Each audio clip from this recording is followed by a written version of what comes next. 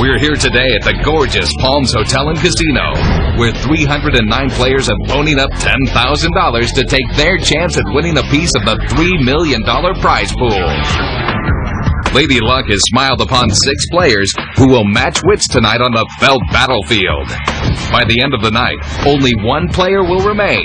Only one player will claim the championship trophy and $750,000 in cash. This is Final Table Poker.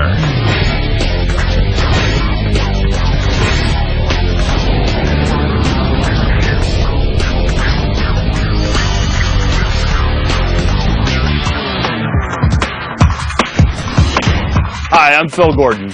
Winning the World Poker Tour event at Bay 101 was one of the most exciting days of my life. All my hard work and study had finally paid off. Have you ever watched a televised poker tournament and wondered what the players at the table were thinking? Why'd they raise? Why'd they go all in? Why'd they call? Why'd they fold? If so, I think this is going to be the absolute perfect video for you. In this first Expert Insight presentation, you're going to listen in on my thought process as I play at a final table very similar to Bay 101. You're going to experience the excitement and pressure of playing at a final table under the lights and on camera. Most importantly, you're going to learn how I make winning decisions at No Limit Texas Hold'em. I should note that the insights in this video assume that you already know the real basics of Texas Hold'em and poker. But if you need a little brushing up, I would suggest that you go to the Expert Insight website for a great explanation of the game. There's going to be a ton of information covered in this video, so I strongly recommend you find a comfortable playing zone before continuing. I'm going to be playing my A game, and I want you on yours as well. Now let's get out there. Welcome everyone, and thanks for joining us. Now let's take a closer look at the 6 players who will be competing in tonight's event. Okay, when I sit down at the table, the first thing I do is begin to measure up my opponents. I consider things like their playing styles, their state of mind, the size of their chip stacks, and I use all that information to devise a plan for beating them. He's young, he's confident, and he's our chip leader in C2 with $972,000. The young man calls himself Butch Dude, and he's primarily an internet player. Butch is part of the Cool Guy Crew. It's an exclusive poker club for the young and unemployed. This is Butch's 3rd live tournament, and he's prone to giving away some tells. He plays a loose, aggressive game, and he abuses the all-in bet. Butch's skills and experience aren't up to the level of his ego, though. He's described himself as the new poker superstar who will take the game to the next level. Starting in 2nd place in Seed 6 with $720,000 is Bruce Buffer. Now, most players think that Bruce is going to kill them. Literally. Bruce stays both mentally and physically fit as an active kickboxer. He's very aggressive and very intimidating. Bruce is part of the Any 2 Cards Can Win school, and he's almost impossible to read. His key weakness is that he bluffs far too much. So, if I get a chance to trap him, I'm going to take it. Bruce told me during the last break that I'm overrated. Next up in Seed 4 is top professional and class act Harmony Jensen. She's currently in 3rd place with $579,000. Harmony is an awesome player in every respect. She really doesn't have any glaring weaknesses. My guess is that she's going to play a little bit tight and wait for some strong hands. She respects my game and considers me a tight, aggressive player, so I might be able to run a bluff against her. Then again, she might be able to run a bluff against me. Okay, in 4th place in C3 with $538,000 is Phil Gordon. He's in need of some chips. At the end of play yesterday, I was a huge chip leader until I lost a big pot to Butch when he put a bad beat on me. I'm still feeling the burn. When I'm on tilt, I tend to play too many hands and play them too aggressively, so my current game plan is to play tight. Remember, the big money is in the top 3 spots. I'm going to let the aggressive players battle, and then I'm going to start gambling when we're down to 3. In 5th place, sitting in Seed 5 with $205,000, is the upcoming superstar of poker, KW. He's one of the best players in the world. He's mastered just about every single playing style in every game. My guess is that since he's low on chips, he'll be sitting back and waiting for premium hands. Since he's 2 seats behind me, I'm going to be in a good position to use my table image to steal his blinds. And finally, in Seed 1, our short stack with $76,000 is one of the game's most respected and feared competitors, Chris Jesus Ferguson. Now, Chris is one of the world's best poker players and also one of the nicest guys I know. He's the short stack at the table right now, but he's still got a lot of room to work. Chris and I talk poker all the time, so I know he knows my game well. To get the best of Chris, I'm going to have to mix up my normal game against him and give him some looks he hasn't seen from me before.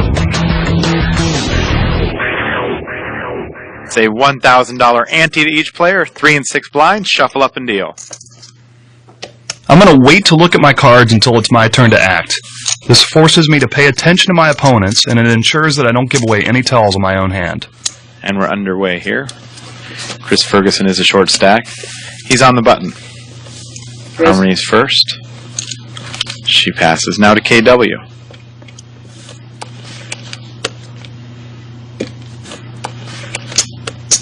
Lets it go, now to Bruce. Alright, fold it around to Bruce. 25,000. Bruce opens it up for 25,000. This raise could be a strong hand, or it might be a steal attempt. Might be trying to steal the blinds. Now to Chris Ferguson.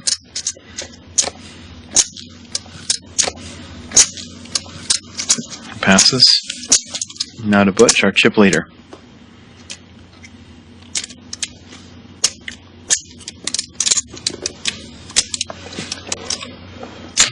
Raise. Butch is going to re-raise the pot. Makes it 75,000. Action now to Phil Gordon. Ace-10 of spades. This isn't a bad hand against a raise from an aggressive player like Bruce, but against a re-raise, this ace-10 is not looking so good. Here's why. Let's say Butch has ace-king, ace-queen, or ace-jack. If a flop comes with an ace, we'd both have a pair of aces, but Butch's kicker would be higher than my kicker. In other words, his kicker would dominate mine. By the time I found this out, I would have lost a lot of chips. This is actually an easy fold. Phil lets it go. Back to Bruce. Let's do it. And he calls 50,000 more. Calls. Here comes the flop. Flop is ace, queen, 4 with 2 hearts. Alright, there's the ace. I would have flopped top pair. If I was playing this hand, I'd have to bet out here. If I was dominated, one of these guys would speak up with a big raise. Check. Butch checks. Stuff to Bruce.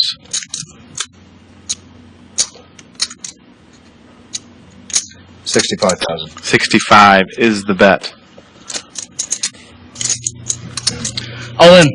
Butch has moved all in. Alright, Mr. All-In has spoken up. How would I feel about my ace-10 right now against his all-in raise? I'd feel sick. If I'd played this dominated hand and bet the flop, there's no way I could call here and risk being eliminated from the tournament with only the top pair and a weak kicker. So, instead, I'd have to fold, and I would have wasted nearly 25% of my chip stack on this hand. Fortunately, I avoided wasting my chips by folding this dominated hand before the flop. Take it. And lets it go. Just ace-jack. Sure, I'll be more than glad to push it. Thank you very much. There you go. Butch showing his cards here is a classic rookie blunder. I'm glad he did, though, because now I know for sure my ace-10 was dominated by his ace-jack. Trust me, I know how tempting it is to play dominated hands like aces with medium kickers, or even hands like king-jack, queen-jack, or king-9. These hands are very seductive when you've been dealt 10 junk hands in a row, and you're dying to get into a pot and play some poker. Don't be seduced. Sit on your palms if you have to. You see, the trouble with dominated hands is that when you win with them, you usually win only a small pot. But when you lose with them, you often get clobbered because top pair is so hard to get away from. That's why dominated hands are called trap hands. They trap you into losing a lot of chips. I really want you to avoid making a mistake that cost me a bundle when I was learning this game. I really want you to avoid domination. How? If you think your hand could be dominated, fold before the flop. Most of you already have an idea of what cards to play in different positions and table conditions, so I'm not going to go into detail here. For those who want to review, I've included an insert in your DVD package that can be used as a guide. Overall, it's important to remember that starting hand guides are just that, guides. Poker is a game of situations and cannot be played by the book. Blinds are still 3 and 6 with a $1,000 ante. Button now sits in front of Butch. Harmony with the big blind. KW first act. It's up to KW. He passes. To Bruce, who also passes. Chris Ferguson. Chris is a short stack here.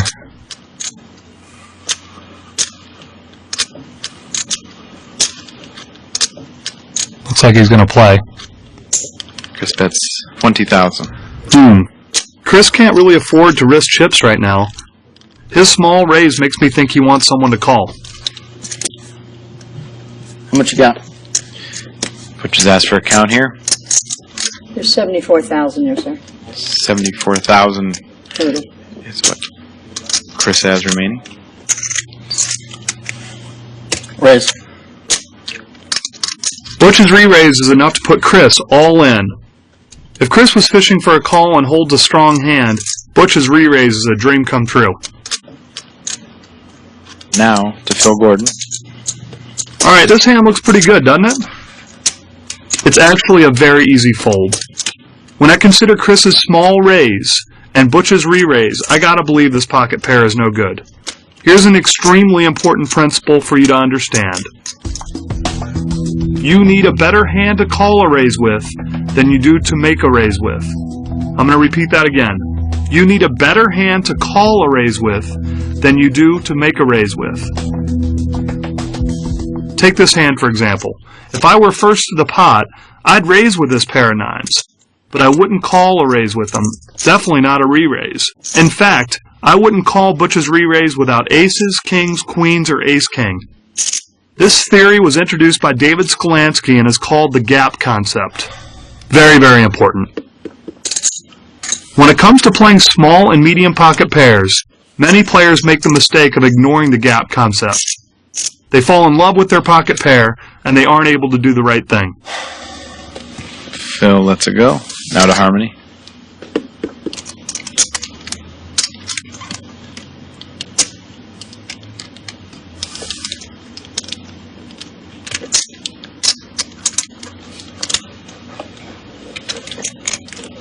Nice. He's going to raise the pot here. Wow, a big raise from Harmony. Based on the gap concept, she's got to have a powerhouse hand to make this raise.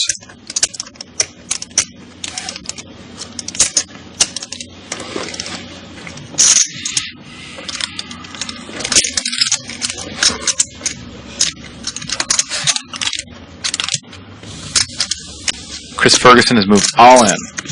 This got serious. Action now back to Butch. 101,000 for him to call. All right, we got a showdown here, eh? We're going to see these hands match up the odd stacks here. See what we got. We got Chris.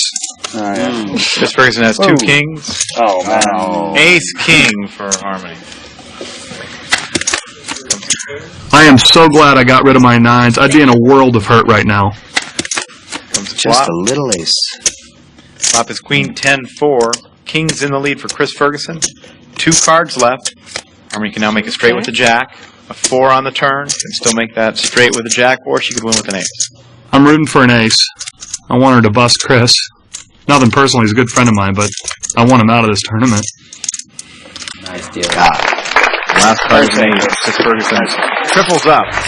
You can't fault Harmony here. She got her ace-king heads up against Chris, thinking that at worst she was going to be a coin flip away from eliminating the best player at the table.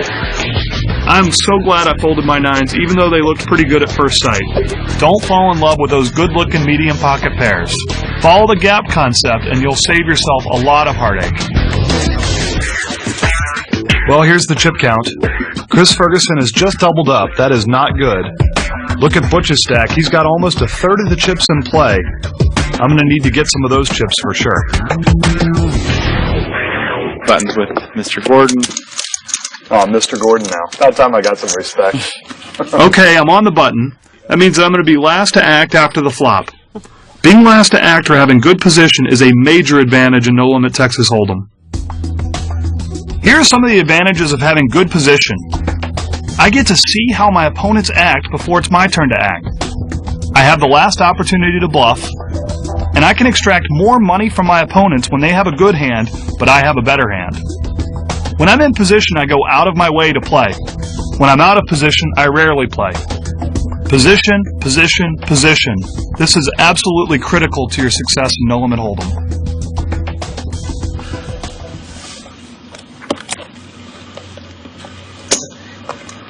Says first, and he puts in 20,000. Short stack, Chris Ferguson lays it down. Called by Butch. The two most aggressive players have entered the pot, but neither of them have committed a lot of chips. Nice, another pocket pair. This time I'm going to play them. Do you see why this situation is different from the last hand when I folded my pair of nines? It's different because this time the raise is from a very aggressive player who will raise with just about anything. Bruce might not have a good hand. Also, no one has re-raised. And, most importantly, I'm in position. I'm going to be last to act on every round of betting. In the previous hand, I would have been first to act. Position makes a huge difference in what starting hands I'll play. Normally, I'd re-raise here with a pocket pair. I think it's the best hand. But in this case, I'm just going to call. I don't want to spoil my chances of flopping a set in position. Phil also calls. Harmony lets it go. Back to KW in the big blind. He calls. 4 players in this pot before the flop. All right, we're going to get four-way action here. First 3 cards 6. are Jack, 10, 5 with 2 spades. Ah, well, I didn't hit my 6. This flop is very dangerous, too. There are 2 overcards, a straight, and a flush draw. Yep, definitely getting a hair replacement. KW checks. Bruce checks it. Butch checks now to Phil. Wow, everyone checked to me? That seems a little bit sneaky, doesn't it? Normally I'd bet here, taking advantage of my position and my right to bluff last. But right now I'm thinking, when these 2 maniacs check into a dangerous flop, one of them must be up to no good. So I'm just going to check and take the free card. I'm hoping to make my set on the turn. And he checks. Turn card is an 8. Make it 50,000. KW makes it 50,000. KW definitely has a hand. Considering there's still 3 players left to act, and he's that low on chips, KW is not messing around.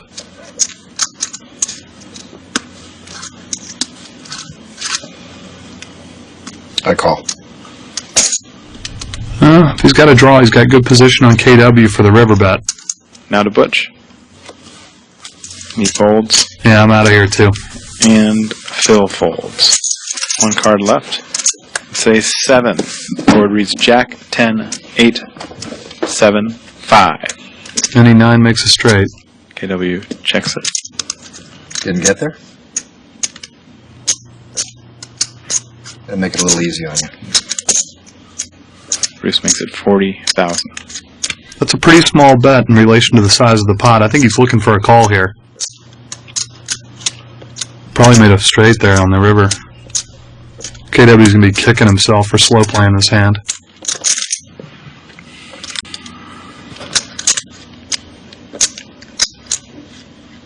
I call. KW calls it.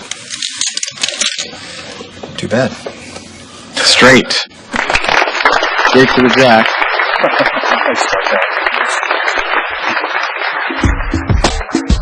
Okay, we just saw a jack, which means KW had at least top pair.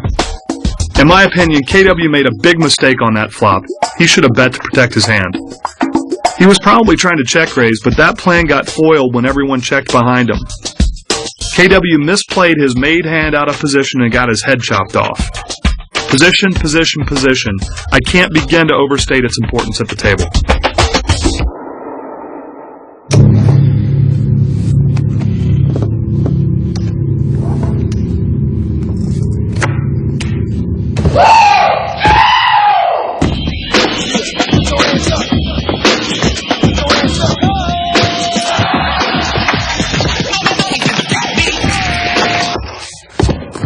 guy gets up in your face like that, you got to tune him out. He's not thinking about the next hand. You should be. Learn from the pros at fulltiltpoker.com.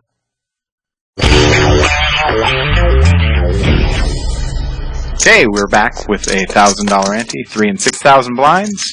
Harmony has a button. All right, I'm still in late position. Haven't won a pot yet. Chris Ferguson, first act.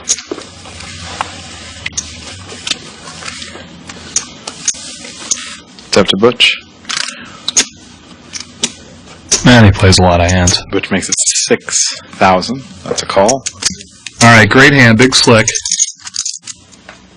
I'm going to raise with this strong hand here and try to get heads up in position against Butch. I want to get more money into the pot right now. Phil makes it 40,000. Call. And Harmony calls. Harmony, quick call there. I wonder what she's got. That does not make me very happy. My good position here just went out the window. Not a KW. Passes. And around to Bruce. Let's hope he doesn't play.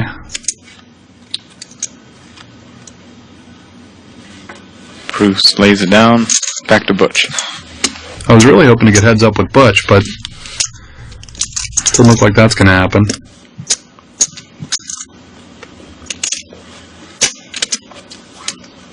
Who passes? No, not going to happen. Instead, I'm heads up with Harmony out of position. Great. Phil Gordon. All right, hoping for an ace or king. And a flop. 10, 7, 4. 3 different suits. Phil Gordon first. If I check here, Harmony's going to take advantage of her position and bet no matter what she has. After she bets, I'm not going to know if she actually has a hand or if she's bluffing. Because the flop's only 10 high and has 3 different suits, I'm not afraid to be aggressive. Very often in this spot, the first player to the pot wins. By making this play, I might win the pot right now. I'm going to reduce Harmony's power of position by making it more difficult for her to bluff. And if Harmony calls, I can still catch an ace or a king on the turn and hope to have the best hand. To win at poker, you've got to be aggressive. Selectively aggressive. He leads out for 60,000. Harmony's a great player. She knows what I might be up to, but might is the key word here. Unless she's got a powerhouse hand, Harmony's not going to want to pay 60,000 to find out what I might be up to. That being said, I'm still hoping she folds. Harmony, please fold. Please. Harmony passes. She folds. Wins the pot. And I win my first pot of the final table. Fantastic. Being first to the pot is an effective way of applying selective aggression. When the flop came 10 high with 3 different suits, I selected this as an opportunity to be aggressive, and then I bet right into Harmony. I pick my spots carefully, but then I play forcefully.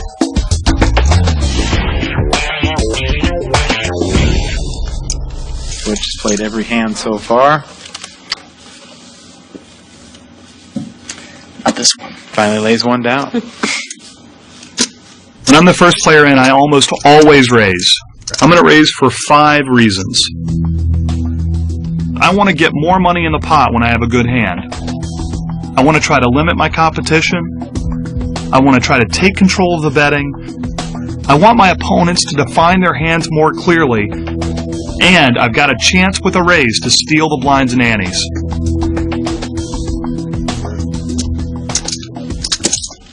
Who makes it 25,000?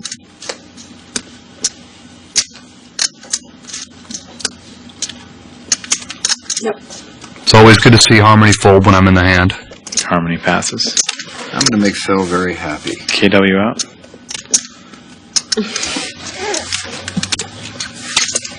Bruce lays it down.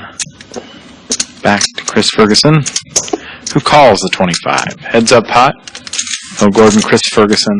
That's interesting. Chris rarely just calls before the flop, so it's pretty possible he's slow playing a good hand.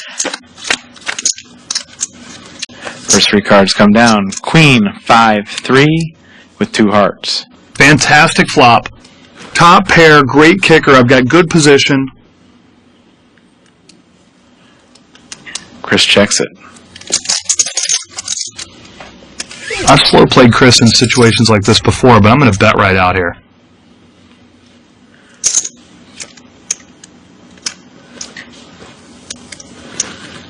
Phil makes it 50,000.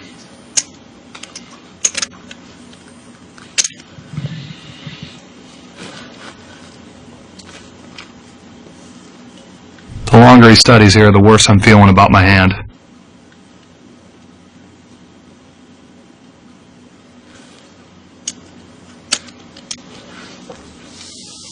Yeah, great.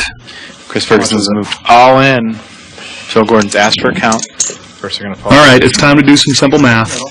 I've got to call $120,000 to win $280,000. If I call and I'm beat, I'm still going to have over $350,000 in chips, and that's more than enough to play solid poker. If I call and I win, though, not only will I have a huge chip stack, but I'll have eliminated my number one competition at the table.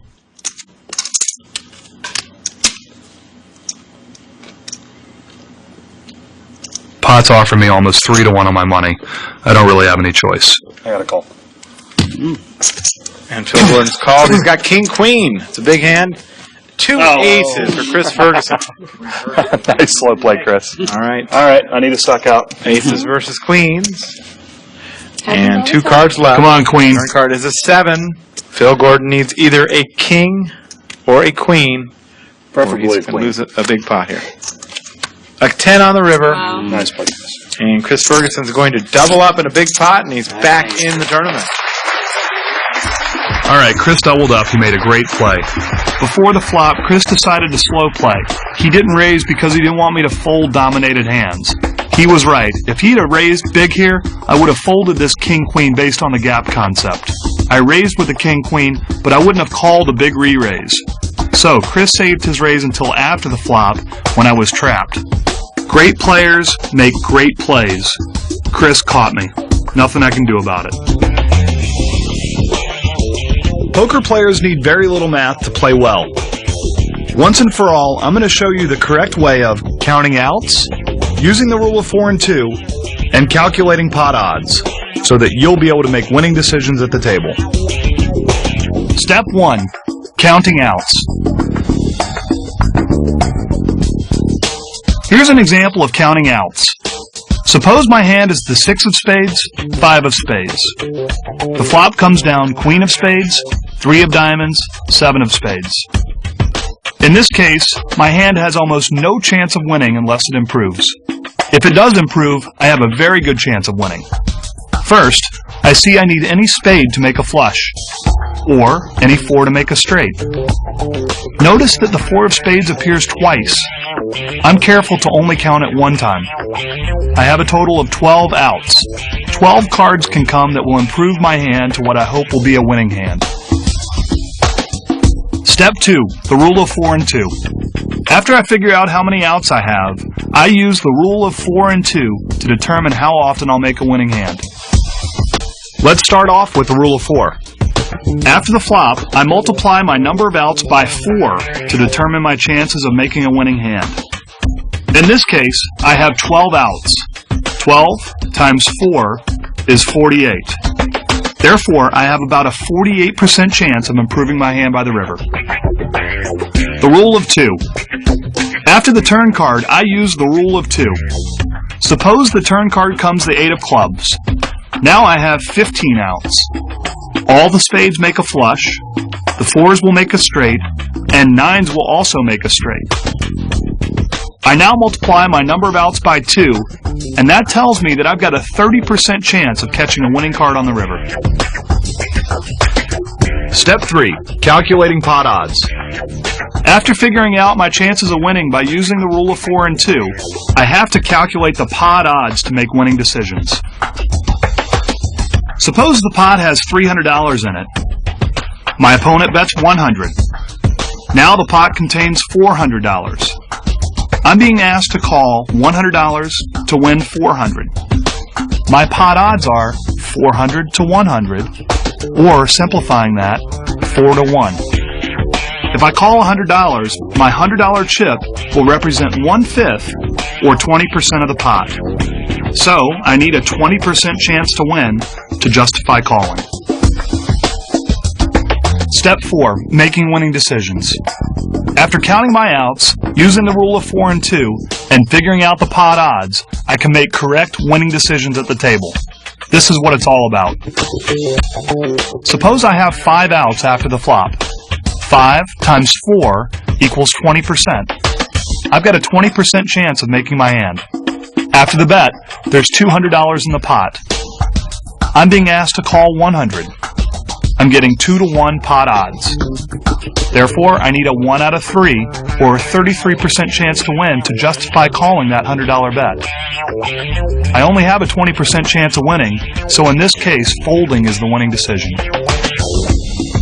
Here's a little bonus section, implied odds. Suppose the pot has $300 in it, and my opponent bets 100. That same opponent has $200 left in front of them. The pot now contains $400. I'm being asked to call 100 to win 400. My pot odds are 4-to-1. However, if I catch a winning card, I'm absolutely certain that my opponent is going to call his last $200. So, the pot size should look like $600. 600 is the implied pot, the $400 currently in the pot, and the $200 that I'll win if I make my hand. If I call the $100, my $100 chip will represent 1/7, or 14% of the implied pot. So, I need a 14% chance to win to justify calling.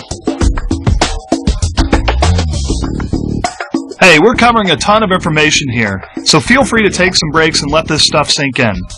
If you didn't get it the first time, remember, you can watch this DVD as many times as you need to. Before we get back to the table, let's take a quick look at the chip count. Chris now has more chips than I do. Butch still has a monster stack, and I'm second to last. For now. Okay, we've gone to a $2,000 ante, 5 and 10,000. Jack 7 suited, against 5 opponents from early position, no way. They probably think I'm on tilt too, and I pretty much am. I'm going to lay it down. Phil lets it go. Now, even though I'm not playing the hand, I'm still involved. I'm observing my opponents and trying to find information that's going to help me later. I'm going to look for tells. I'm going to look for betting patterns. I'm going to try to figure out what hands they have, and I'm going to try to figure out what state of mind they're in. A raise. Harmony's going to raise the pot. She makes it 30,000, a raise of 20,000. KW's out.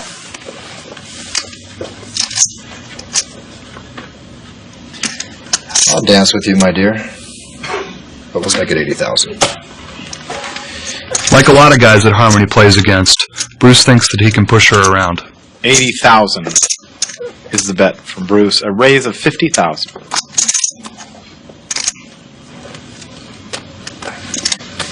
Ferguson passes, Butch is out. I'll call that. She's going to call. Bruce's re-raise got him heads up in position against Harmony. Flop is ace, 8, 7 with 2 clubs. The texture of this board is very dangerous because there's an ace, and Bruce is likely to play any hole card with an ace. There are also 2 cards of the same suit, and that makes a flush draw possible. There are 2 connecting cards, which makes a straight draw possible. The texture of this board is dangerous, and that would determine how I'd play this hand if I were still in. If I had the top pair right now, a pair of aces, I'd make a big bet, a bet about the size of the pot, and I'd try to get those drawing hands to fold. This is what's great about No Limit Texas Hold'em. You can change the size of your bet to manipulate the pot odds to cause people with drawing hands to pay an appropriate price to continue. I'll check that. Didn't help you? Harmony checks. Well, let's keep this ball rolling. 60,000. 60,000 is the bet. Bruce bet a third of the pot into this dangerous board. His bet's giving Harmony pot odds of 4-to-1. If she's on a draw, she should definitely call. I think Bruce made a poor bet here. If he's got a strong hand, he's got to bet more to protect his hand. I think it's more likely that Bruce is bluffing and was afraid to risk too many chips if it didn't work out. I'm all in. And it's moved all in. All right, now, Harmony's all in. She's either very strong or she suspects that Bruce is on a bluff. Her bet gives Bruce less than 2-to-1 pot odds to call, so he'd be making a mistake to call with a straight or flush draw because he's not getting the proper odds to do so.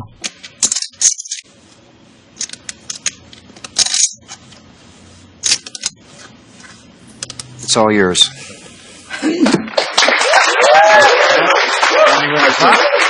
Great play by Harmony. The key to this hand is that the texture of the board should determine your bet. If you have a hand that can easily be outdrawn, bet strongly enough to offer insufficient odds for your opponents to continue. When I have a good hand and the texture of the board is dangerous, I usually bet about the size of the pot because I want my opponent to fold. When I have a good hand and the texture of the flop is not dangerous, I usually bet somewhere about 1/3 to half the size of the pot because I want my opponent to call. The texture of the board determines my bet.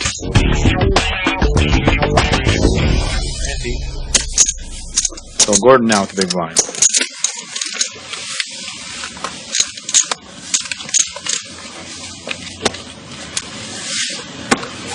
Harmony passes.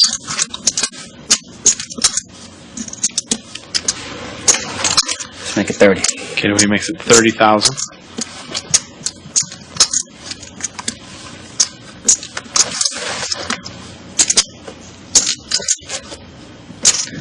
Cool.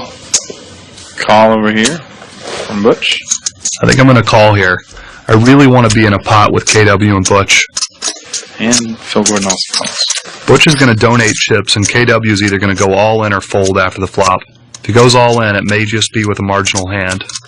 First 3 cards. Bingo, that's a fantastic flop. I got the flush draw, I got the top pair. Check.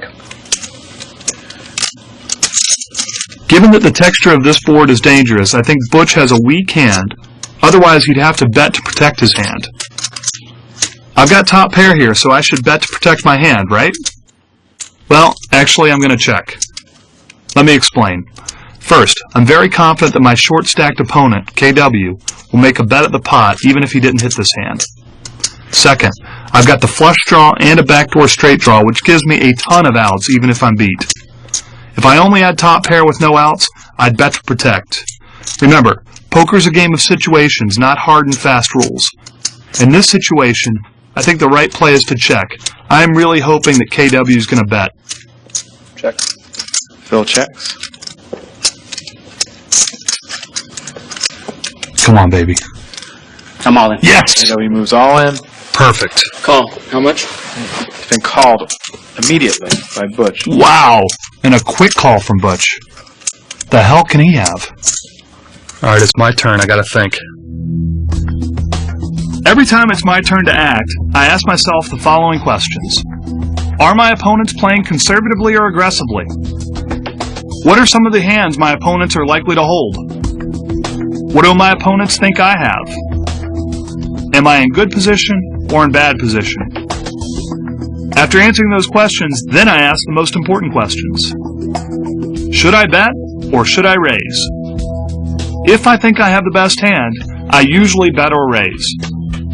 If I think I can force weak opponents out of the pot, I usually bet or raise. Should I check or fold? If I think I have the worst hand, I usually check or fold.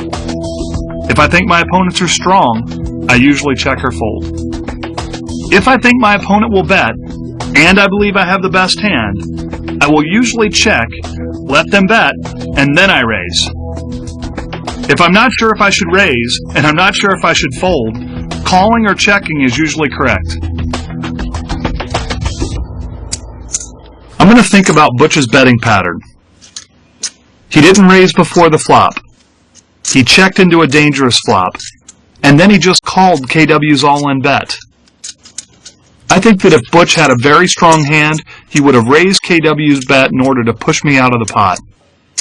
So, my conclusion is that Butch is on a draw. I believe right now that my top pair is the best hand at the table. Even if it isn't, though, I still have outs. I'm all in. So Gordon's moved all in. The action is back. to Butch.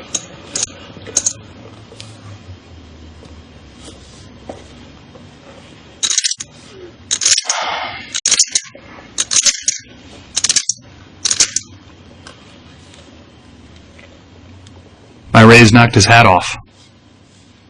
Butch is probably starting to feel the pain right now of playing too many starting hands.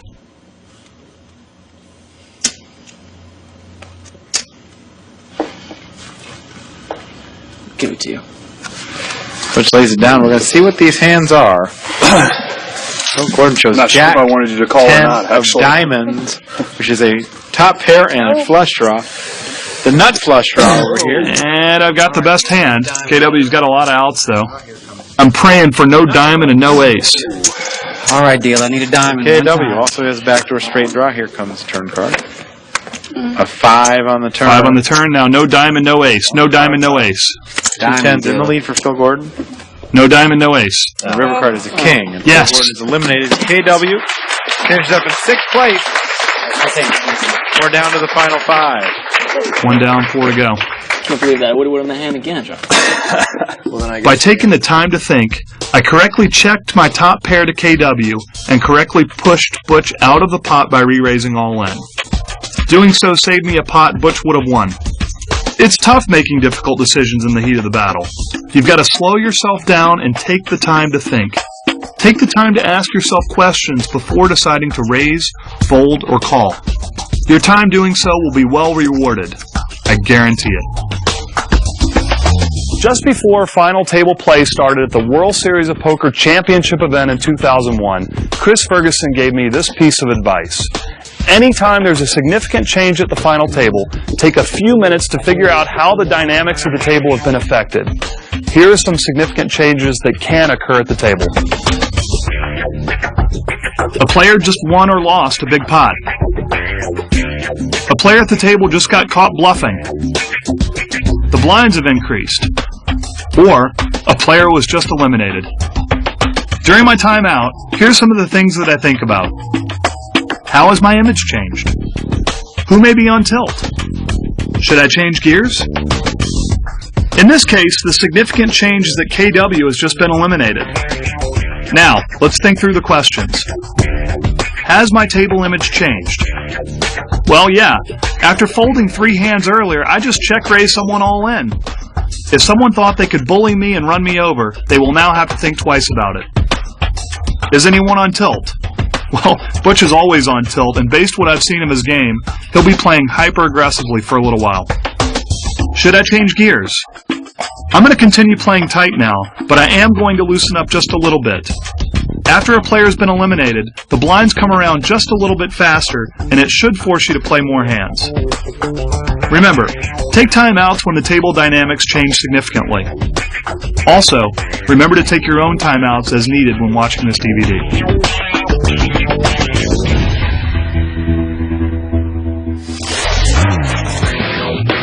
Let's update the chip count. KW is taking home about $100,000, and Harmony, Bruce, and I are running neck and neck. Butch is somehow managing to hang on to his chip lead, and I am dying to get into a big pot with him. And Bruce's first act. He passes. Now to Ferguson.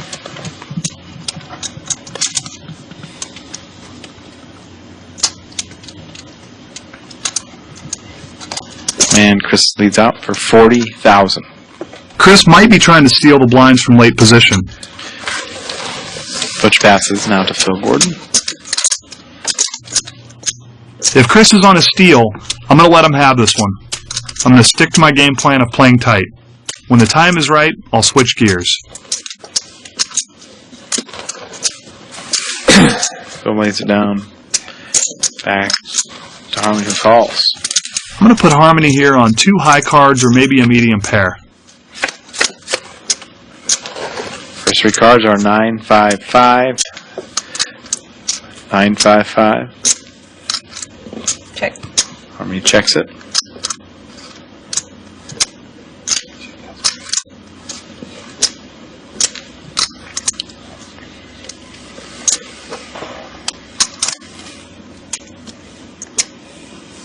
Chris makes it $70,000.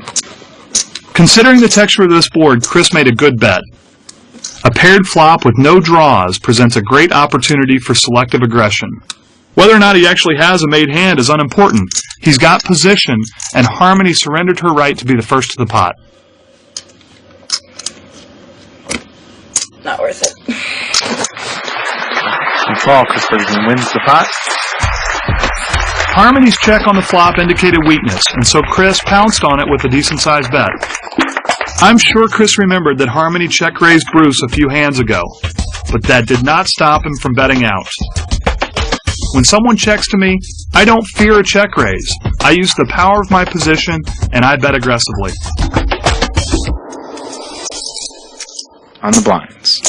3, 10, and 20. Blinds have gone up.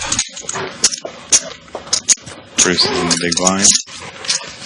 Chris Ferguson's first act. I'm on the button. I love being on the button.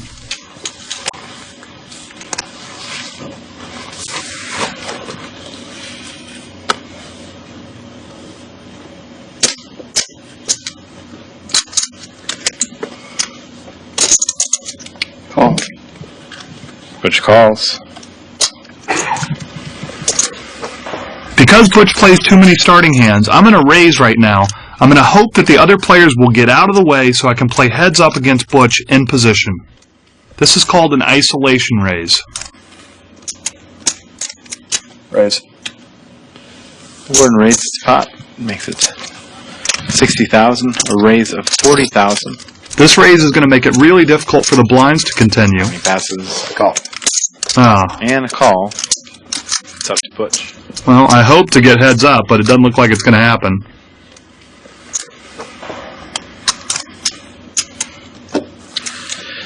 And Butch calls. 3 players in for 60,000. I'm really hoping to flop a 5 here. Flop is ace, jack, 6 with 2 clubs. Oh, I'm done with this hand. If anyone puts a bet in, I'm done.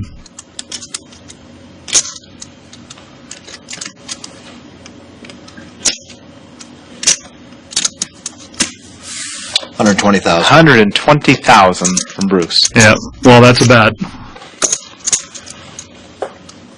That bet of 3/4 of the pot suggests that he's protecting a made hand from the possible draws. The texture of the board determined his bet. And let's see if our little tilt monster is going to play.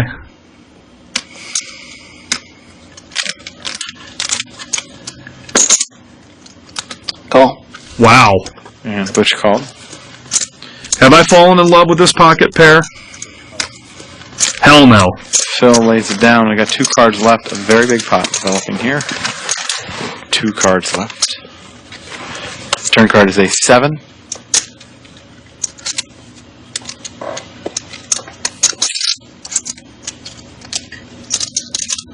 Check. Bruce checks it to Butch. If Bruce has a strong hand and he's trying to induce a bluff, he's running the risk of giving a free card. I would absolutely not take the chance of giving a free card in this situation. This board is very threatening, and the pot is already very big. When the pot is very large and I think I've got the best hand, I want to bet very aggressively and win that pot immediately. I do not give free cards. Check. And a check. Well, someone just made a mistake. 1 card remains. It's a king of clubs. Do you see what just happened? The free card on the river may have completed a flush draw or a straight draw. Giving free cards is like playing Russian roulette. Don't do it. $250,000. $250,000 from Bruce. Here we go.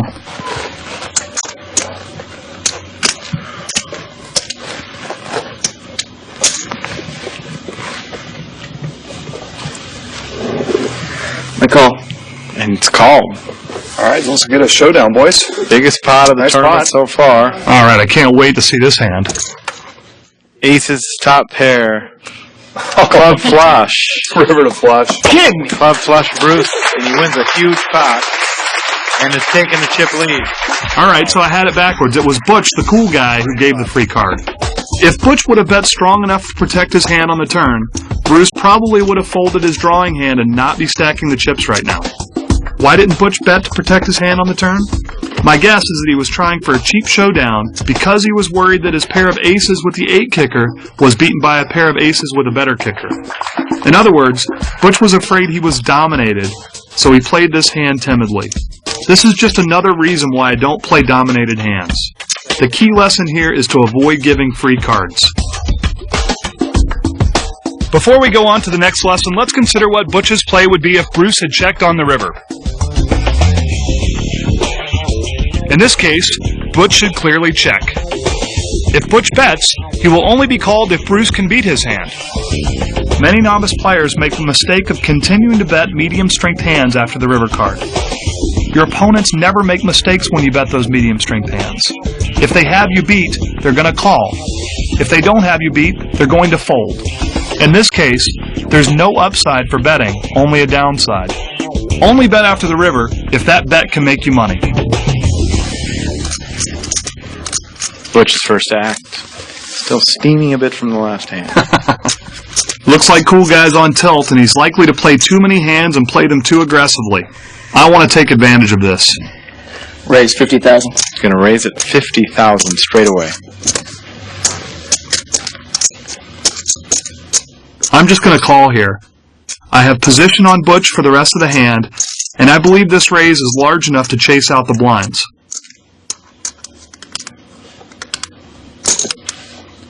So Gordon calls. Again. Henry passes. Bruce passes. Fold, Chris, fold. Let me have this guy heads up. All right, perfect. Ferguson passes. Heads up pot.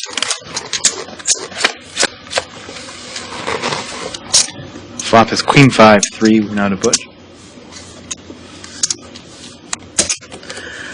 Butch bets 35,000. That is a tell. He is showing a classic example of acting strong to compensate for a weak hand. This is very reliable when a player is on tilt. The opposite is also true.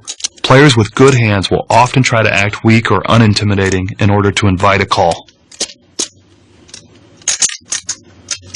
I'm going to trust my read on Butch and act on it. Raise. Phil Gordon is going to raise this pot. The fact that I have position makes it easier for me to put Butch to the test. Makes it 200,000.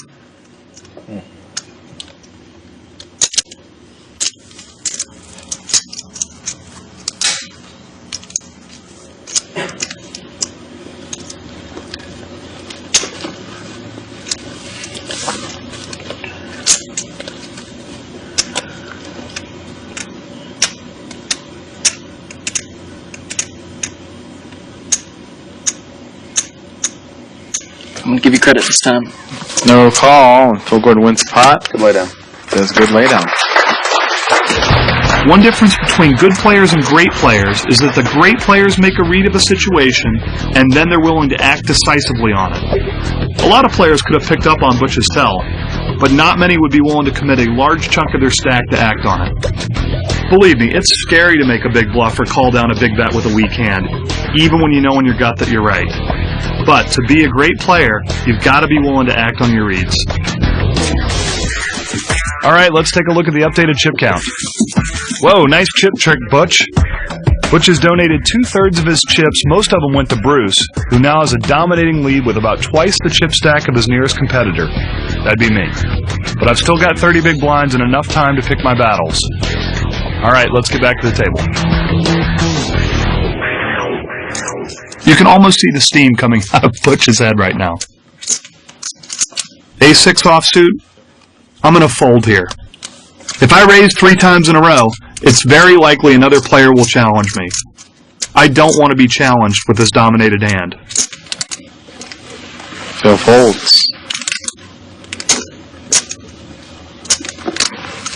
Harmony passes. Bruce is also out.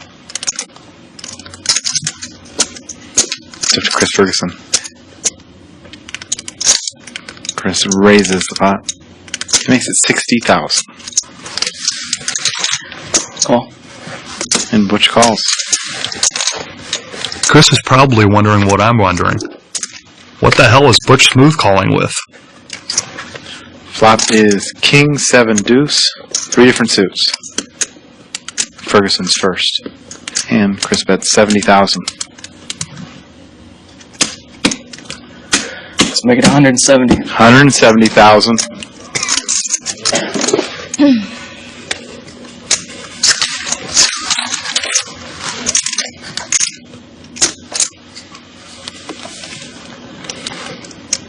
And Chris calls. Butch is in big trouble. When a great player like Chris smooth calls a raise out of position, hear alarm bells ringing. Turn card is a deuce.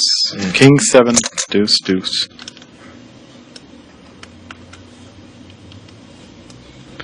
Chris checks it. I'm all in. All in. I call. And Chris Ferguson's called. Oh, boy. Sorry, Butch. Yeah, sorry, Butch. 7's full. Chris Ferguson. Wow, Butch fell in love with his top pair and he walked right into the trap. Kings and deuces with a queen for Butch. One card left is an ace. And Butch has been eliminated by Chris Ferguson. Butch played his top pair like a rookie and he went broke with it. He fell in love with his pair of kings and he ignored what was an obvious warning sign. The smooth call by Chris after the flop. Look, I know it's really tough to lay down the top pair, but then again, nobody said winning tournaments was easy. Avoid this common rookie blunder. Don't go broke with one pair. Bad players make the same mistakes over and over. Poker players that can exploit bad players and their mistakes will win. Here are some of the most common mistakes that bad players make. They don't bluff enough. They overvalue top pair, just like Butch did in the previous hand. They don't bet enough when they're bluffing to make their opponents fold, and they don't bet enough when they have a good hand to chase out the drawing hands. They call too much instead of folding or raising. They play too timidly in the middle stages of a tournament or just before they're in the money. They telegraph the strength of their hand with tells. They go on tilt. They allow their emotions to overwhelm their judgment, and they end up broke just like Butch.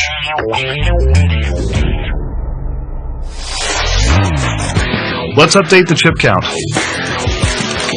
Butch went from chip leader to fourth place finisher in less time than it takes to spell T-I-L-T. Chris has taken the chip lead, but Bruce and I aren't far behind. Harmony's going to need to win some pots soon, or the blinds are going to eat her up. All right, we're back. 10 and 20,000 with a $3,000 ante. So much quieter now, for some reason. That's a class crowd. It's up to Phil Gordon. Big slick again. Gotta play this hand, gotta come in for a raise. Raise it. He raises it to 100,000.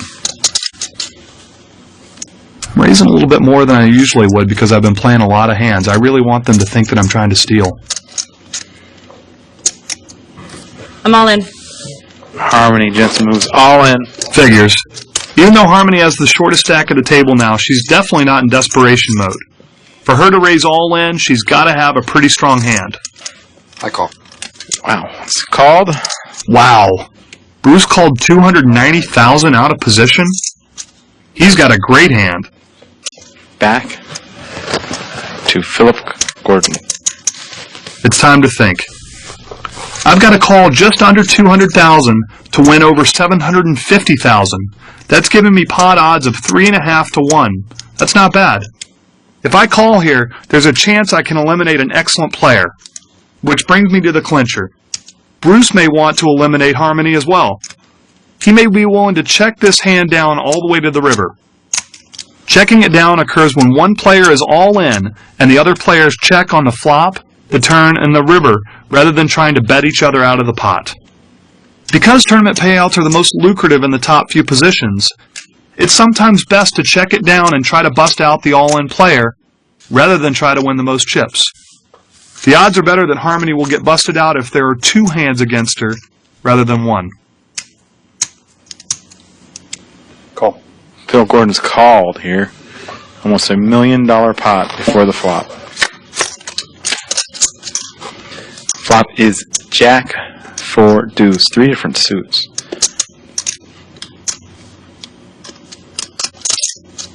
I check. Bruce checks it. All right, it looks like checking it down's a plan. Phil checks. A queen of diamonds on the turn. I check. I gotta warn you here, it's absolutely illegal to talk about or otherwise suggest checking it down. That would be collusion and that's cheating. But if we both decide independently on our own to check, with no discussion, we're not breaking any rules. We're just playing good poker. Phil checks. Last card is a 7. I check. All right, let's see. Phil checks. Yeah. 8's over here for Harmony. Ace King. Harmony's 8 beat my ace king. Come on, Bruce. 2 10s win the pot. And Harmony is eliminated from 4th place. It's been fun, gentlemen.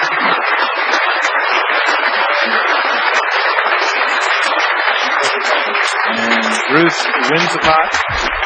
And the chip leader. By checking it down, Bruce and I eliminated an excellent player and guaranteed ourselves at least a 3rd place finish. We also just locked up another $85,000 in prize money. Sometimes in a tournament, it's worth losing the battle to win the war.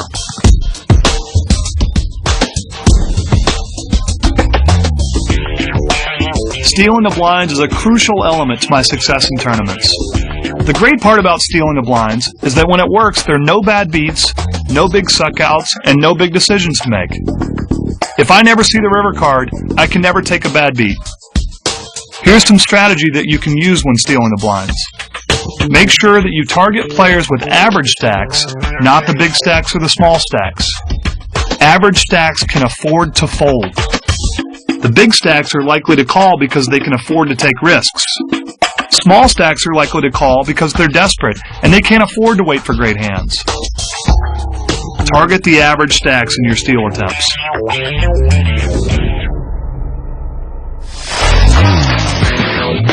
We're down to 3 players and I'm the short stack. It's time to switch gears, steal some blinds, and stay aggressive. All right, we are back with a $4,000 ante, 15 and 30,000. Bruce is the chip leader. His first act.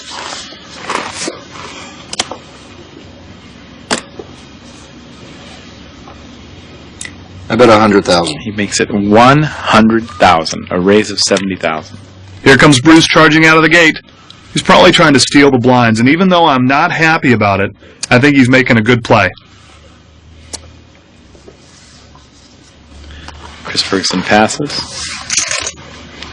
When I get down to short-handed play, the value of pairs and high cards go way up. The value of drawing hands goes way down. I believe my pair of 9s is the best hand at the table right now. But if the flop comes with any cards higher than my medium pair, I'm going to be faced with very difficult decisions. I don't like to make difficult decisions, especially when I'm out of position. So, I'm going to be selectively aggressive and put an end to the decisions I have to make on this hand. I'm all in.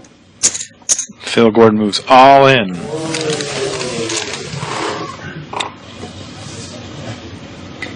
How much does he have there, dealer, please? It's 486 more. 486. 486,000 more. Remember the gap concept? You need a better hand to call a raise with than you do to raise with. It sure is nice to be on the raising side of the gap, isn't it? What's great about this all-in raise is that there's some hands that Bruce will have a good chance of winning with that'll actually fold. He might have ace-jack, ace-10, ace-queen, and fold because he fears being dominated. I fold. Now we'll call. You know, first I got to get rid of Jesus down there, and it's time for me to go fishing. Not even a tough guy like Bruce dares to cross the gap.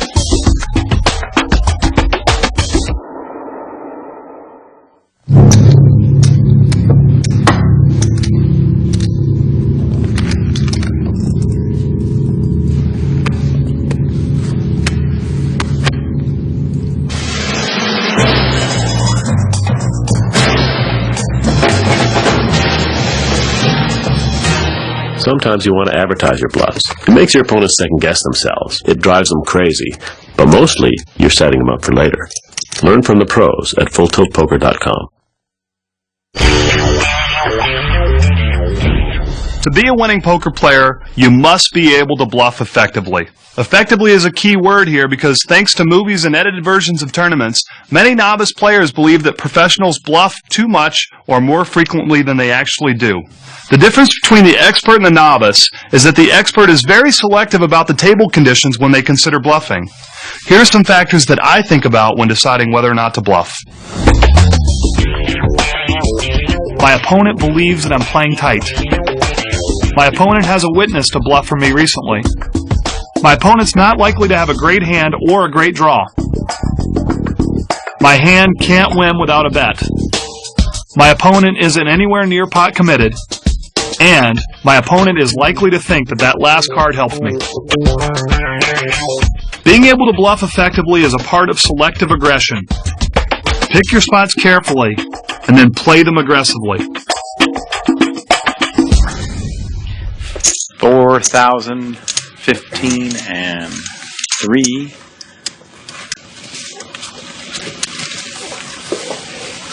Ferguson's first act.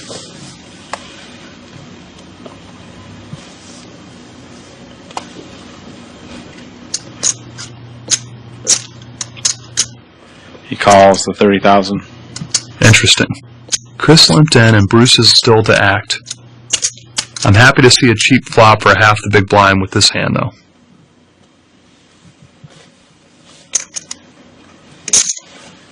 Bill calls. Okay, let's see a flop. Bruce calls. Peggy puts up the first 3 cards. 9, 4, 4 with 2 hearts. Remember, first to the pot wins? This is a great flop for me to bluff at. I'm being selective. Phil bets 100,000. And I'm being aggressive. Because this flop has 2 hearts, Chris and Bruce would expect me to make a bet of this size if I had a 9 or a 4. Remember what I said about board texture? In this case, my opponents know that I got to see the flop cheaply, so it's plausible to them that I'm holding some low cards that connected with the board. This is a great spot to launch a bluff at the pot by being first to bet. Bruce passes. All right, 1 down, 1 to go.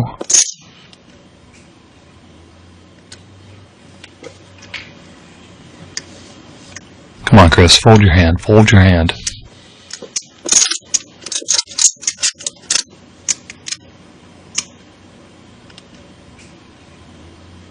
If Chris raises me, I'm finished with this hand.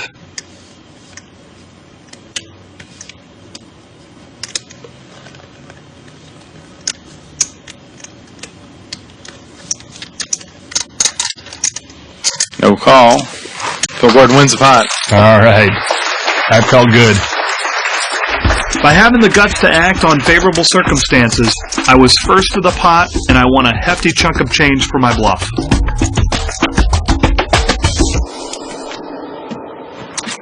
Phil Gordon first to act. I folded king-queen earlier, but now that we're down to 3 players, this hand is not as easily dominated. Raise.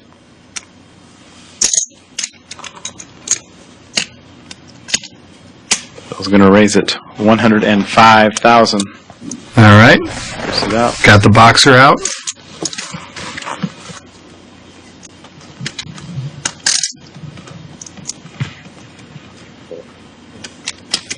Come on, Chris, just let me have it.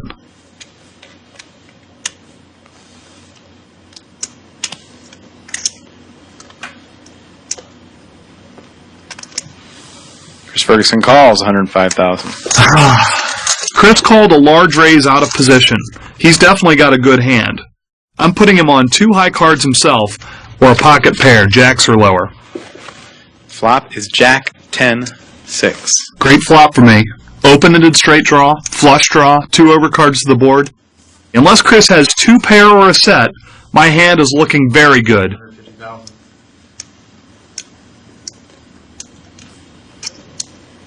Chris checks it. I'm going to bet right out here as a semi-bluff. A semi-bluff gives me two ways to win. First, Chris may fold. Second, if he does call my bet, I've still got 18 outs that can make my hand a winner. 150. So that's 150,000.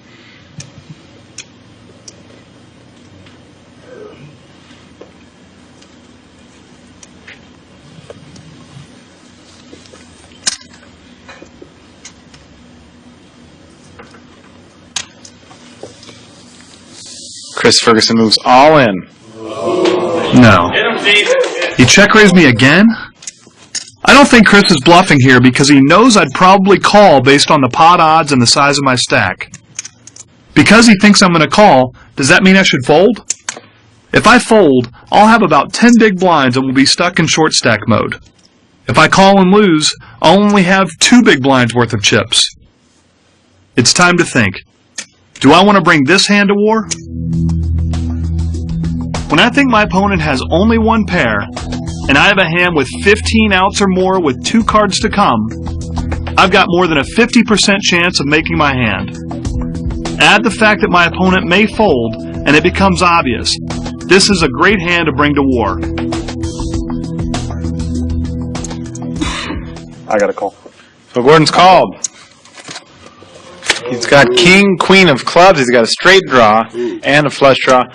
Top pair for Chris Ferguson. Ace, jack. He's in the lead right now. I'm ahead, but you're the favorite, it looks like. Yeah. With 2 cards to come and 18 outs, I'm actually better than 60% to win from here. Another jack for Chris Ferguson. He has 3 jacks. I've still got a 22% chance to win. If I'm going down, I'm going down swinging. River cards in there. Yes! 9, and Phil Gordon has eliminated Chris Ferguson on the river. It's only a 9. It's only fitting a 9 finally did you win. So it is only fair. Chris won the championship of the world in 2000 with a 9 on the river. Chris made the right play, but he got the wrong result. That's something that all pros know is a part of the game. It's nice when you make the right play and get the right result. My semi-bluff was the right play because it gave me 2 ways to win. Chris might have folded, but when he didn't and moved all in, I still had a chance to win with my king-queen suited. Luckily for me, the semi-bluff got me the right result. Can't say I'm going to miss seeing Chris at the table. He's taken home $265,000, which is not a bad day at the office. Sure, Bruce is leading, and yes, the blinds have gone up again, but I've got enough chips to play some solid poker, and I definitely like my chances here. 5, 20, and 40. Heads up action. There's the money. Come to Papa. 20,000 more for Phil's call. When playing heads up, this is a good hand to raise with, especially when I'm in position. 20,000. I'm going to take control of the betting right now. Raise it. That's been raised to 120,000. 80,000 raised. I call. And Bruce calls.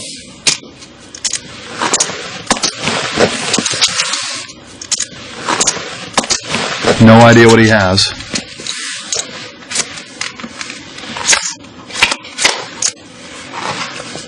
Flop is queen 8-5 with 2 clubs. Great flop. I've got the top pair. Yes, my kicker isn't very strong, but in heads-up play, top pair alone is very good. I check. Bruce checks. There's a flush draw on the board, and my pair of queens is vulnerable to an ace or a king, so I'm going to bet 2/3 of the pot. I'm going to let the texture of the board determine my bet. 200. 200,000 by Phil Gordon. I want to win the pot right here.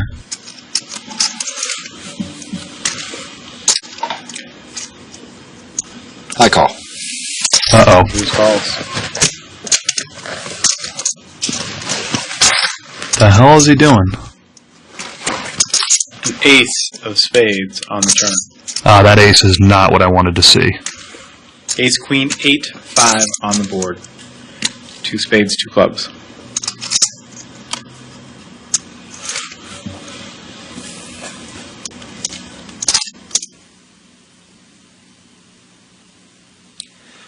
I'm all in. All in for Bruce Buffer.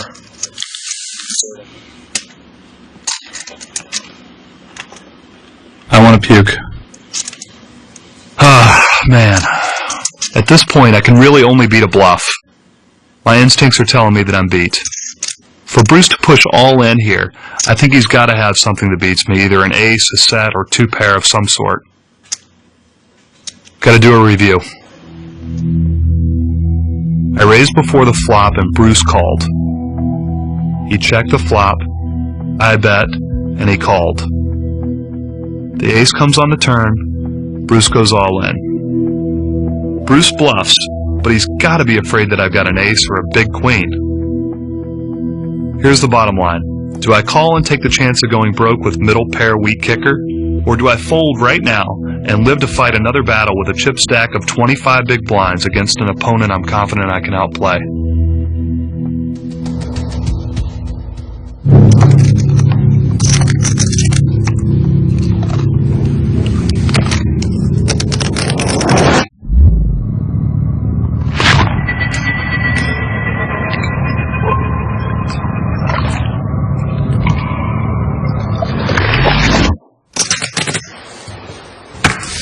Sometimes you just know you're beat and you have to lay it down. Poker's about everything else but the cards. Learn from the pros at FullTiltPoker.com.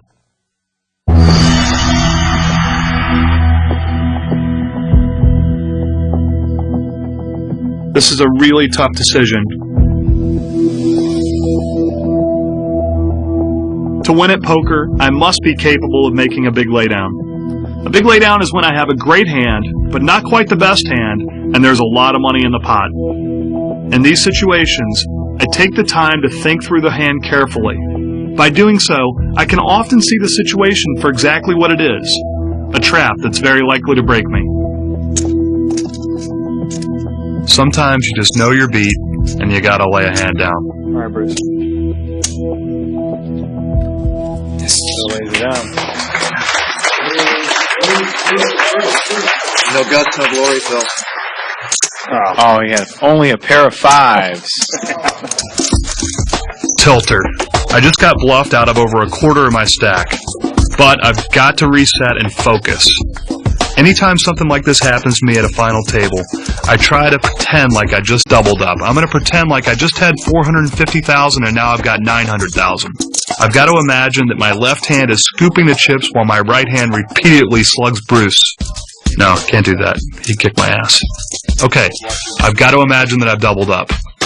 That's a great play, Phil. You've gone from $400,000 in chips to $800,000. Congratulations. All right, I feel better now. A little bit.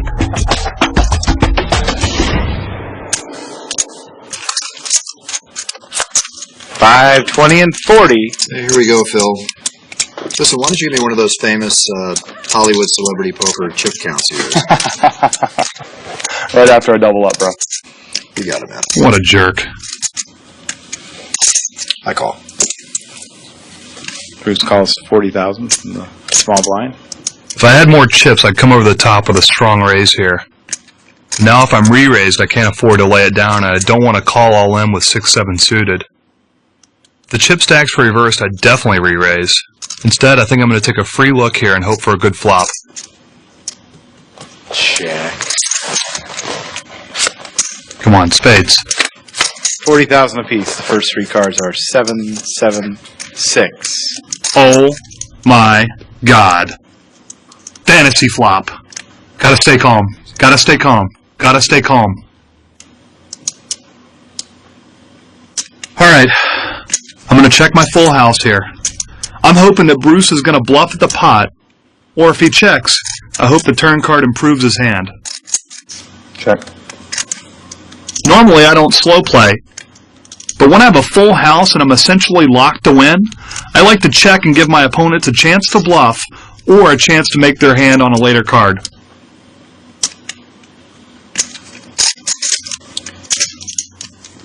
Come on, put some chips into the pot.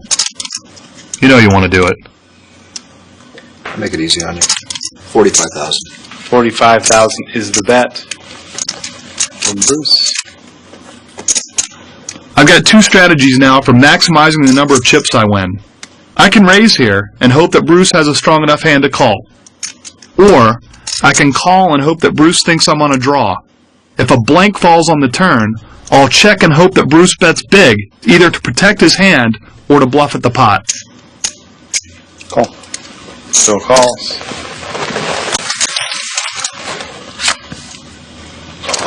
Turn card is an ace.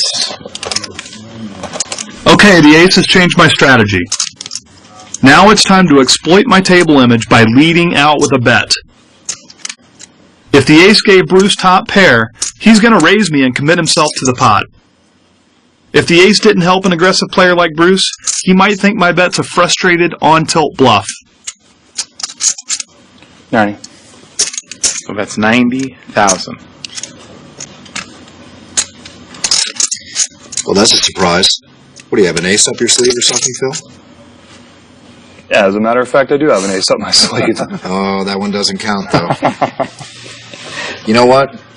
I respect aces, but I'm all in. He's all in. I call. And Phil Gordon's called. He's flopped a full house. Ace is that's what I didn't want to happen. He does have an out here. I didn't need an ace up my sleeve for this hand, buddy. He has 2 outs here. He still win the pot. Ace were to come on the river. No ace, please. Could be the last hand if an ace comes up. It's a jack. Yes. In this hand, I was able to exploit my table image of being on tilt by betting out when the ace came. Remember, exploit your table image. If your opponents think you're playing tight, exploit this by bluffing more frequently. If your opponents think that you're playing loose or that you're on tilt, exploit this by betting your big hands more aggressively. All right.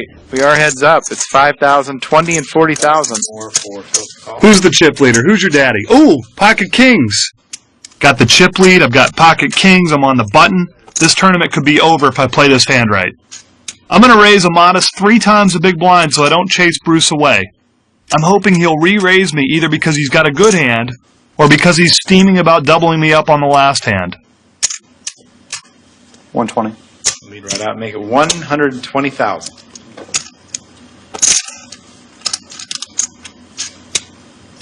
I call. Bruce is called.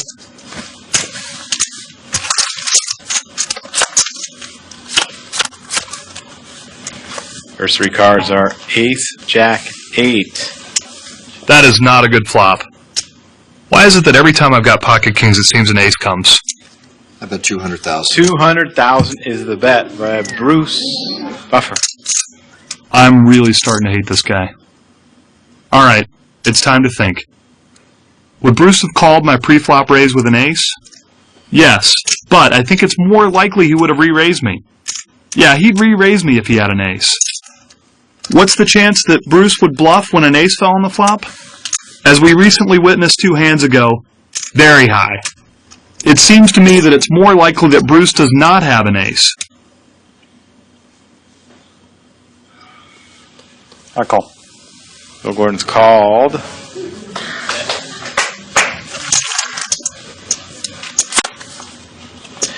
Turn card is a 5 of clubs.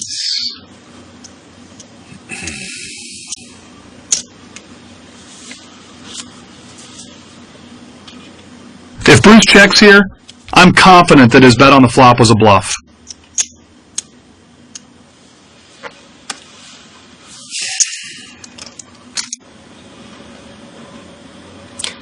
I'm all in.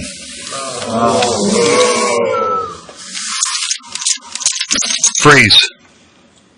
Did you see that? That was a tell. Let's go back. All right, play. Here goes Bruce making a bet from 2 hands ago. This was when he bluffed all in with only a pair of 5s. I'm all in.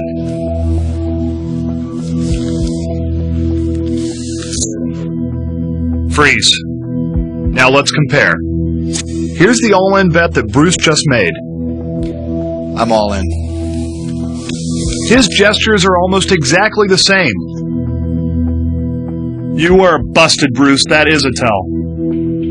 Of course, you might just want me to think it's a tell. This is really, really tough, but I think I'm going to call. If I've read Bruce correctly, I've got the best hand. You got it. Prove it.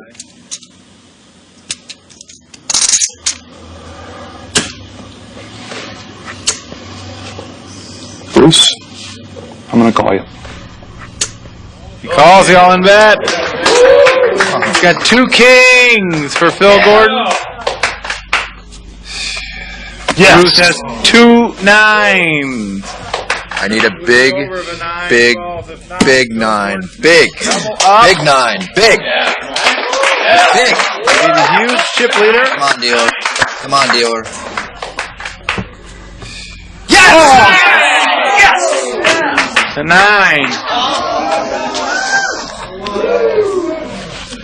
How about that chip count now, Mr. Gordon? Oh. Unbelievable. I make the great call. I'm 25-1 to win, and Bruce sucks out. Great. 2 big blinds left. Time for short stack strategy. Playing with a short stack limits your ability to play at 100%, but it doesn't mean that all is lost. Here's how I play when my stack gets down to less than 15 times the size of the big blind. When I have 12 to 15 big blinds, I look for opportunities to re-raise all in against a loose raiser with an average stack.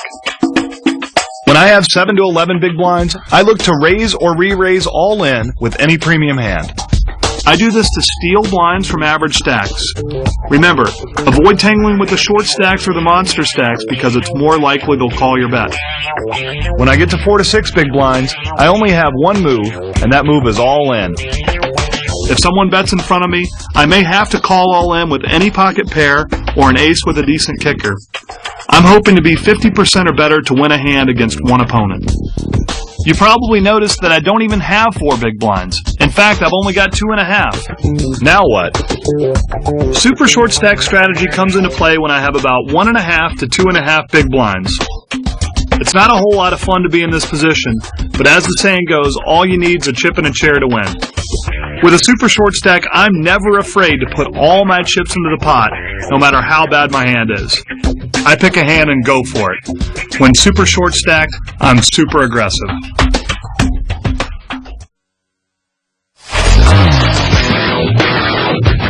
Wow, that is one impressive chip stack, Phil. I need therapy. And we're back with a $5,000 ante. 20 and 40. Phil Gordon steaming after the last hand.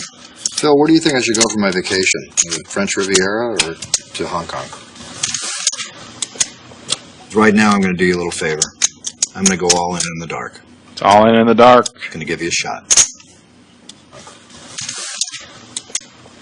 Great, 7 deuce offsuit. Against a random hand, this has about a 33% chance of winning. It's going to cost me my final $60,000 in chips to win a $128,000 pot. So the pot is actually offering me sufficient odds to call with the worst hand in Hold'em. I already got almost half my money in the pot. I call. He calls with 7 deuce offsuit. The worst hand in poker, 7 deuce offsuit up against Jack 5. 7 deuce versus Jack 5 gives me a 36% chance to win. The flop is Queen 9-4. Bruce looking to take home the championship of the final table poker. Turn card to deuce. Bruce has got a 12% chance. New life for no Jack, no 5. Got to fade a 5 or a Jack, or he could double up here. No Jack, no 5. It's a king. Yes. When you're down to a super short stack, 2 big blinds or less, the mathematically correct play is to play any hand. And it's still 5, 20, and 40, and Phil Gordon only with 204,000. Still in big trouble. Would need to double up a few more times to get even close. When short stacked heads up, any ace is a hand to jam the pot with. He's first act. I'm all in. He's all in again. I call. He's called. Phil Gordon with ace deuce. He's up against Queen 7 of hearts. Let's see Ace some deuce red, versus queen 7. Some red hearts right there. Comes a flop. Ace. It is 1 heart, a king 5. At least there's no queen or no 7. Ace high, still in the lead. Runner, runner. Ace. Runner, runner. Turn card is an 8. Another heart on the board. Now a flush draw. Oh, God. Comes the last card. No heart. It's a 4. Yes. He's made a wheel. Ace 2, 3, 4, 5. Doubled up again.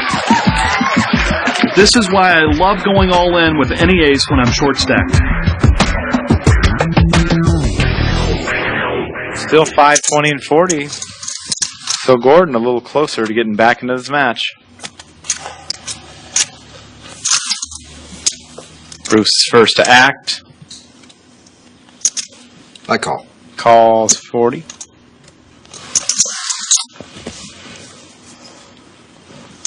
Give me a hand.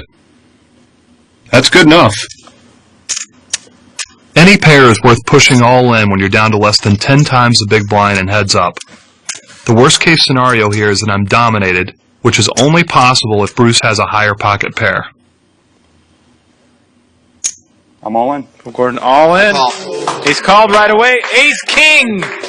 Ace King over here for Bruce. Against 2 deuces for Phil Gordon. This is a classic coin flip scenario. I'm about 53% to win. Got one of those 50-50 hands. 2 deuces versus Ace King. And the flop is Queen, Queen 10. That is not a good flop. It's added a bunch of outs to his hand. I'm just under 50% to win here. It's not too hard to turn over an ace dealer.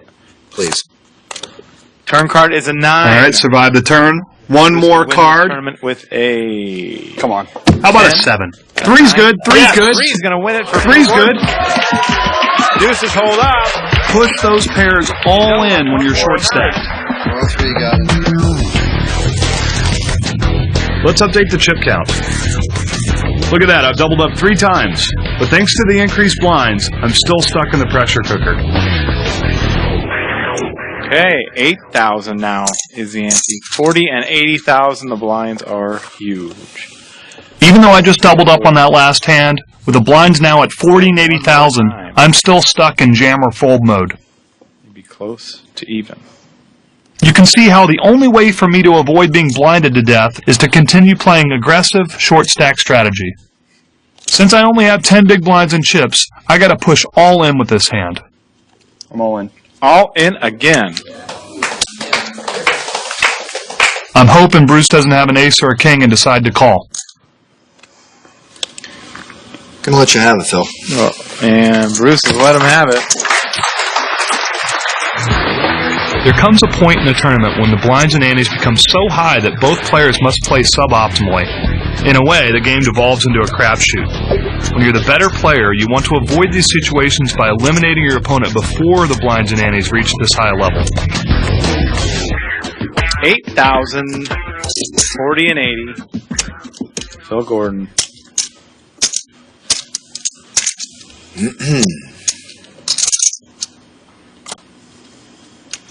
No, I can't do this. Throws the hand away. One of the many benefits of aggression is that players will think twice about raising you with marginal hands.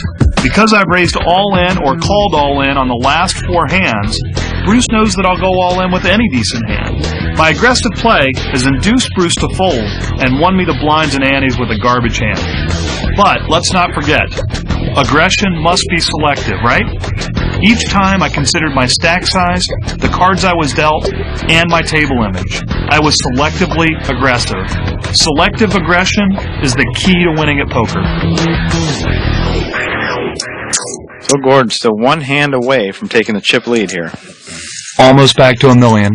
It's all the way down to 102,000. Now could take the chip lead if he were to win the next hand. When I win the next hand. And Gordon's up first to act. Oh, bingo. This is a great hand. I want to get all my chips in the pot and have Bruce call. How do I get him to call? Well, I know that Bruce is a macho guy who doesn't like being pushed around. So, here's my plan. I'm going to try to trick Bruce into calling by appealing to his machismo with a challenge to gamble. I'm all in. Phil Gordon has moved all in. Come on, Bruce. Pick up some kind of hand here. It's up to Bruce Buffer. Be a man and gamble with me.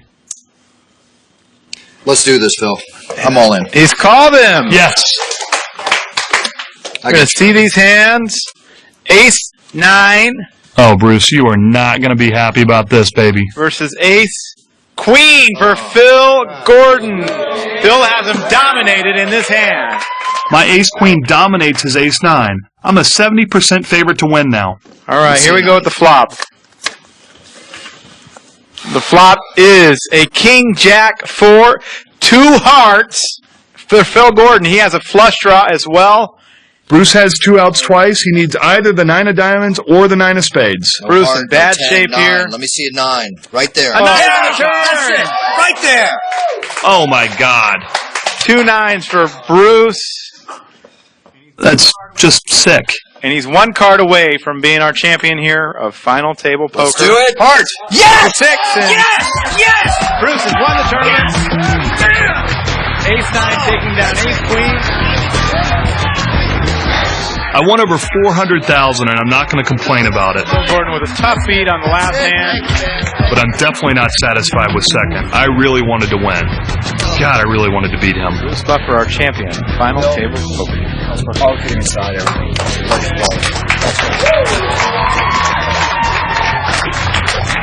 What can I say? That was ridiculously tough. It's not fun making the right play and getting the wrong result. But you know what? That's poker.